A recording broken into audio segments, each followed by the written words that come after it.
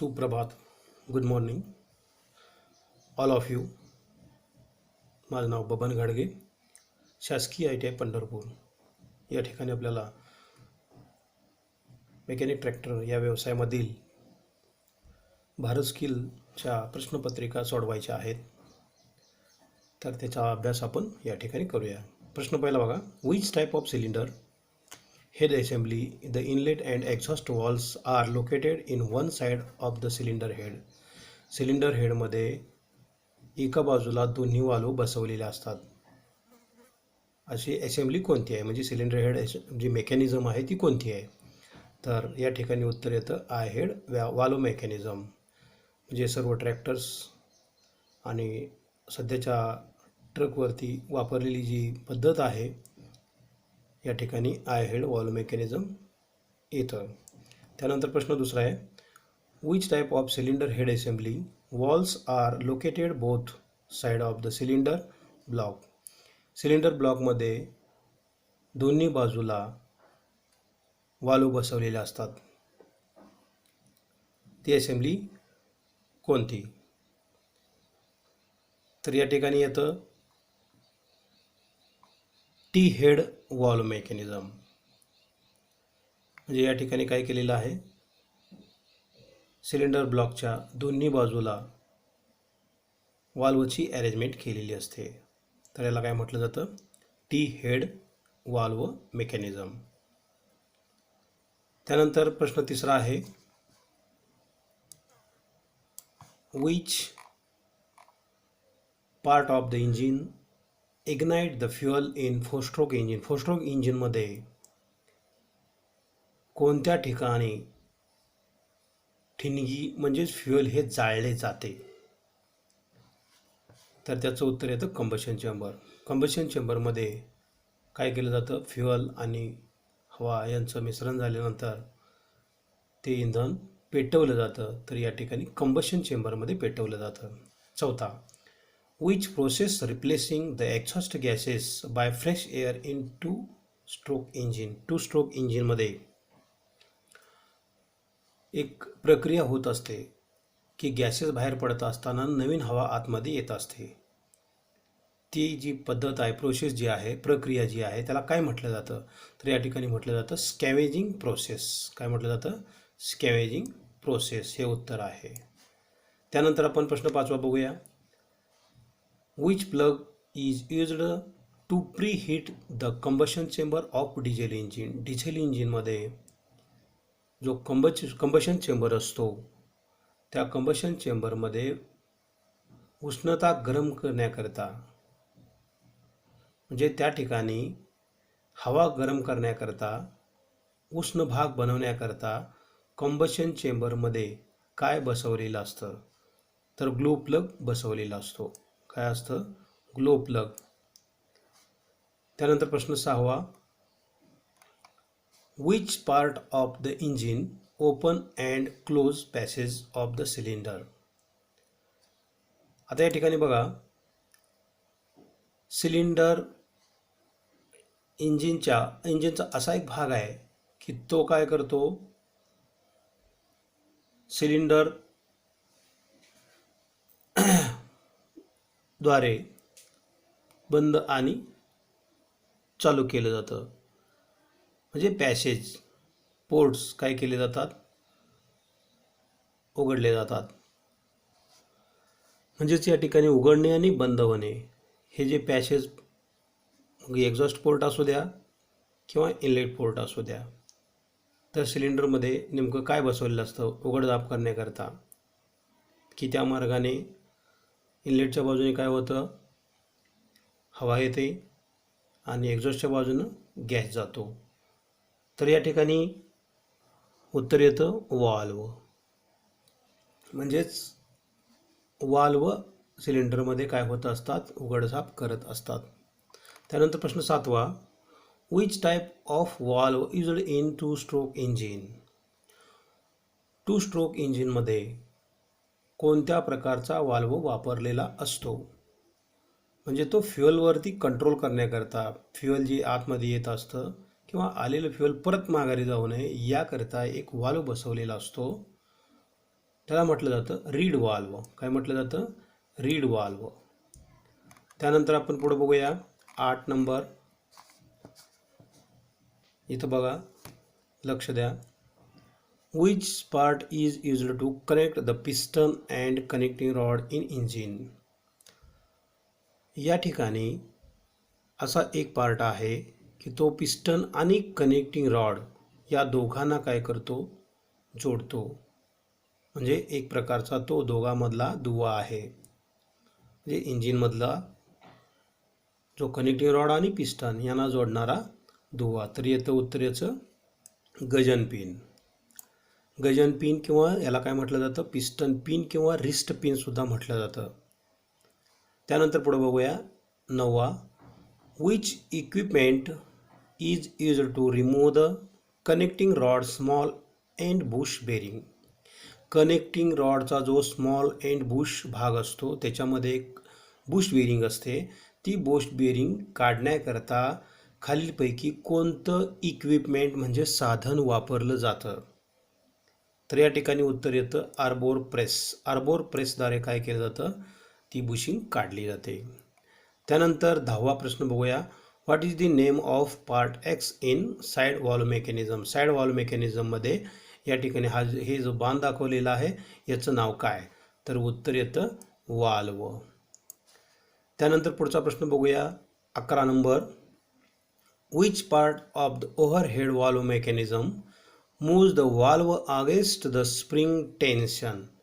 Spring वाल्ववरती spring tension म्हणजे दबाव असून सुद्धा काय केलं जातं? ओव्हरहेड वॉल्व मेकॅनिझममध्ये त्या वाल्वला हलवलं जातं. तर असा कोणता भाग आहे की तो काय करतो? त्या वाल्वला जाग्यावरून हलवतो?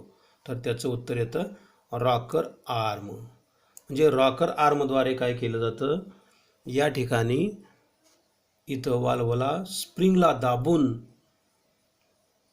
वाल्वला हलवलं जातं. तर पुढं त्यानंतर 12 नंबर बघा. Where the tappet clearance is provided in overhead valve mechanism? Overhead valve मेकॅनिझममध्ये म्हणजेच आताच्या सध्याच्या ट्रॅक्टरमध्ये, ट्रकमध्ये या ठिकाणी टॅपेट क्लिअरन्स समजा तुम्हाला किंवा वाल्व क्लिअरन्स सेट करायचा आहे, तर तो वाल्व क्लिअरन्स नेमका कुठं करायचा असतो? असं नियोजन कोणत्या ठिकाणी केलेलं असतं की त्या ठिकाणी तुम्ही वाल्व क्लिअरन्स सेट करू शकता आणि तो फिलर गेजच्या सहाय्यानं सेट करू शकता? तर उत्तर येतं between the valve tip and rocker tip. म्हणजे वाल्व टिप आणि रॉकर टिपच्या मध्ये काय करायचा असतो? फिलर गेज घालायचा असतो आणि वाल्व क्लिअरन्स किंवा टॅपेट क्लिअरन्स सेट करायचा असतो. त्यानंतर 13 नंबर बघा. Which part of the two-stroke engine transfer the heat to walls to the cylinder wall? Cylinder वॉलपर्यंत या ठिकाणी उष्णता कशी पोच होते? असा एक कोणता भाग आहे की तो त्याद्वारे काय केलं जातं? ती उष्णता पोच होते. म्हणजे सिलेंडर वॉलद्वारे ती काय होते? उष्णता पुढे जाते. परंतु या ठिकाणी प्रश्न असा विचारला आहे की सिलेंडर वॉलपर्यंत उष्णता कशी पोच होते? तर या ठिकाणी पिस्टन रिंगद्वारे काय केलं जातं? सिलेंडर वॉलपर्यंत ती उष्णता पोचवली जाते. त्यानंतर पुढचा 14 नंबर बघूया. Which portion of the piston absorbs high pressure and temperature during combustion? Combustion चेंबरमध्ये पिस्टनचा असा एक भाग आहे की तो काय करतो? जास्त दबाव आणि जास्त तापमान सहन करतो.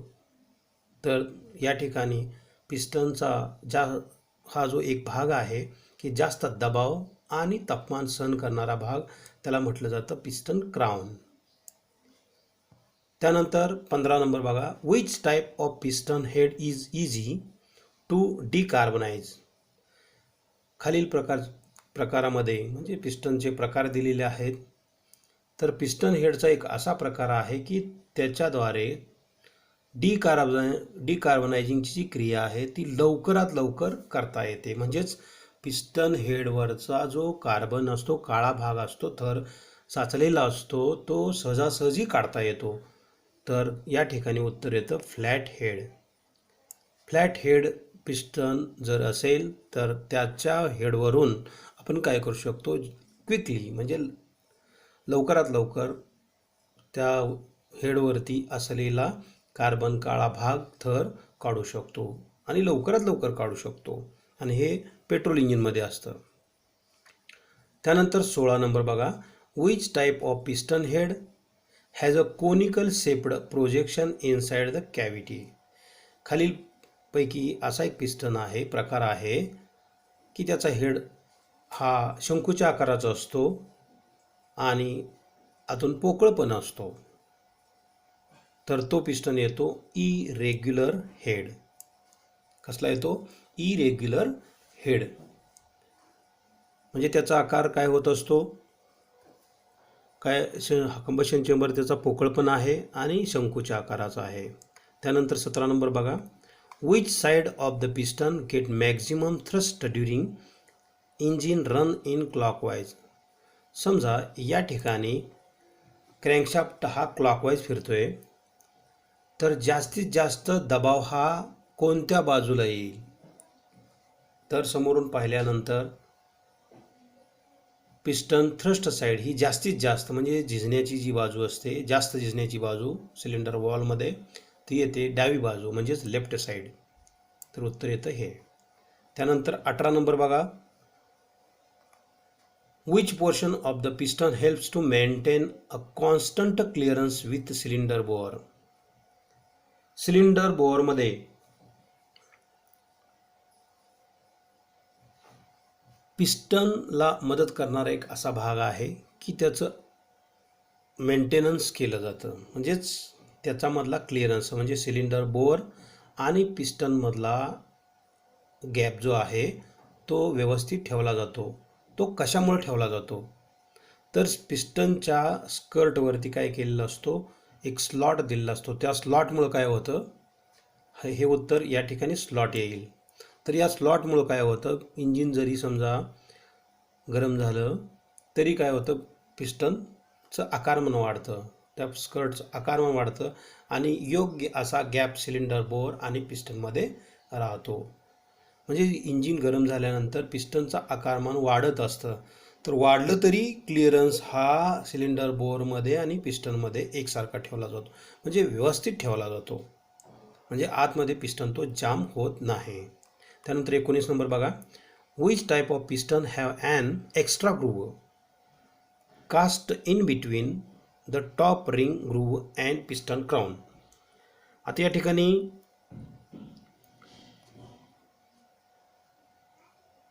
पिस्टनचा असा एक प्रकार आहे की त्याच्या ग्रूव्हमध्ये म्हणजे फर्स्ट ग्रूव्हमध्ये काय केलेलं असतं, कास्टिंग केलेलं असतं टॉप रिंग ग्रूव्हसाठी. टॉप रिंग ग्रूव्ह ज्या ठिकाणी आपण बसवतो, फर्स्ट रिंग ज्या ठिकाणी बसवतो त्या ठिकाणी काय केलेलं असतं, इथं हीट डॅम्प पिस्टन तो बनवलेला असतो. म्हणजे वरचा जो भाग आहे तो काय केलेला असतो, जास्त तापमान देऊन त्याच्यावरती हीट डॅमची प्रक्रिया केलेली असते की जेणेकरून त्या पिस्टनचं आयुष्य त्यामुळं काय होतं, वाढतं. उत्तर येतं हीट डॅम पिस्टन. आता या ठिकाणी पुढं 20 नंबर बघा, which type of piston have a steel ring is cast above the gudgeon pin boss. Gudgeon pin पिस्टनचा एक गजनपिन बॉस भाग असतो, त्या भागामध्ये स्टील रिंग इन्सर्ट केलेली असते. तर कसली असते? तर उत्तर येतं स्टील बेल्टेड पिस्टन. कसली असते? Steel belted piston. उत्तर येतं. जय हिंद.